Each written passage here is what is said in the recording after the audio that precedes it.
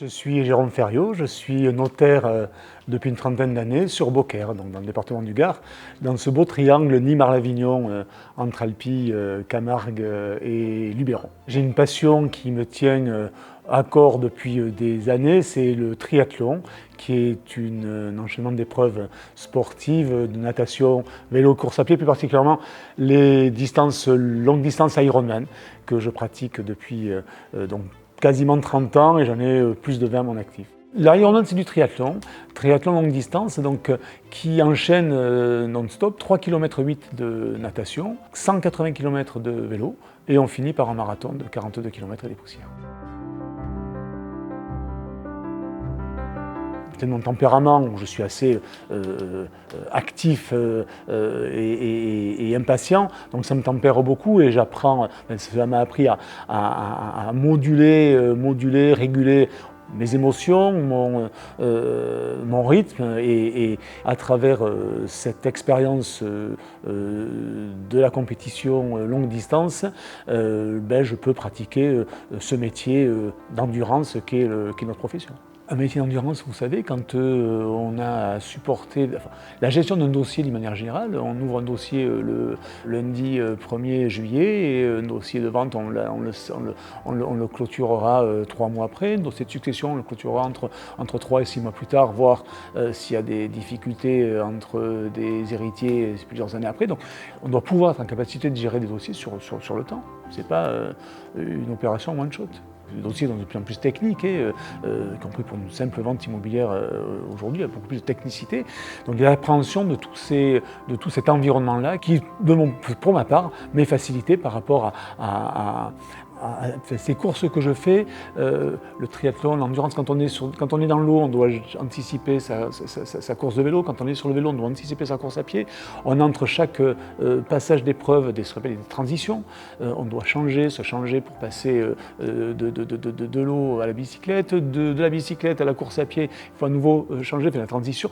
Il y a une gymnastique intellectuelle et physique à acquérir dans ce type de situation que je mets en pratique dans la gestion de mon quotidien au bureau.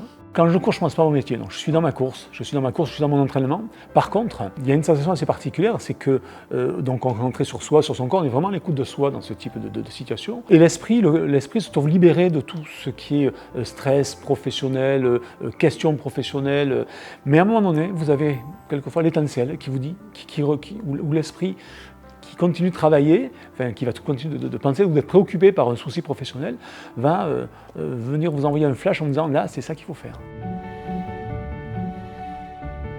J'entraîne régulièrement mon équipe, alors bien sûr pas la totalité, mon équipe dans des petites épreuves sportives, mais j'ai également entraîné mon équipe, mais le notariat également, puisque j'ai organisé des événements sportifs dédiés au notariat, donc assez localement en premier temps sur la ville de Nîmes, la compagnie des notaires du Gard, à laquelle j'appartiens, où j'ai organisé pendant plusieurs années de suite un challenge qui s'appelait Mon notaire est dans la course, donc où je faisais courir une centaine de notaires et collaborateurs à l'occasion de courses locales.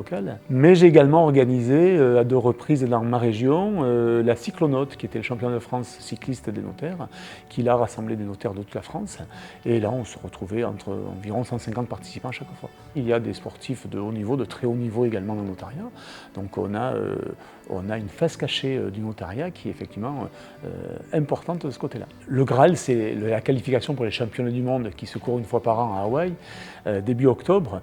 Et il faut participer à une course qualificative pour pouvoir décrocher sa place. Par catégorie d'âge, 2 ou 3 qualifiés par catégorie d'âge. Ces courses qui rassemblent 2 ou 3 000 personnes chaque fois, lorsqu'il y a 2% d'élus pour aller au championnat du monde, on essaie de faire partie de ces 2%.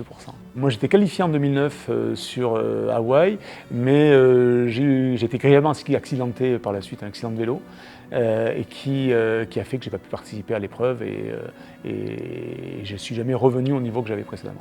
Ça a été une résurrection pour moi que de pouvoir repratiquer ce sport qui est ma passion, qui reste ma passion, et de pouvoir retrouver des sensations et rechercher à performer. C'est assez surprenant et je dirais rigolo lorsque le grand public ne connaît pas, mais lorsque les autres coureurs, qu'ils soient coureurs à pied ou triathlètes, concourent à ces compétitions et qu'ils savent qu'ils ont couru à côté côté d'un notaire, mais il ne s'imagine pas qu'il pouvait voir un notaire transpirant, en sueur, voire marcher complètement épuisé au 30e kilomètre de marathon. Et donc on est des hommes, des femmes, comme tout le monde, et on a des moments de joie sportive, mais des moments de détresse sportive également, et que l'on partage avec tous les coureurs lambda. Et ça crée une solidarité, ça crée un lien qui est important. Hein.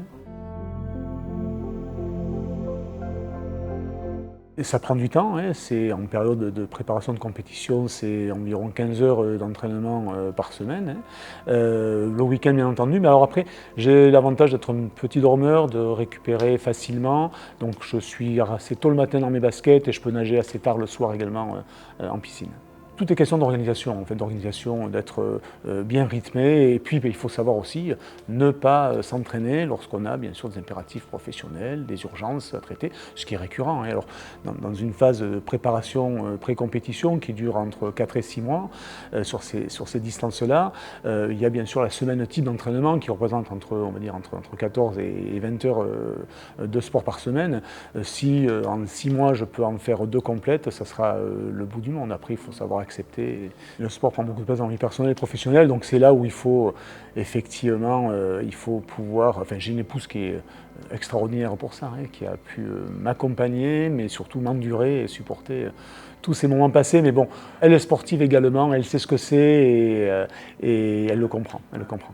Mes associés qui me connaissent parfaitement acceptent, mais encouragent également et m'encouragent à continuer mes pratiques sportives parce qu'elles savent que c'est mon équilibre. Et si je suis efficace au travail, c'est parce que effectivement j'ai ces à côté sportifs-là.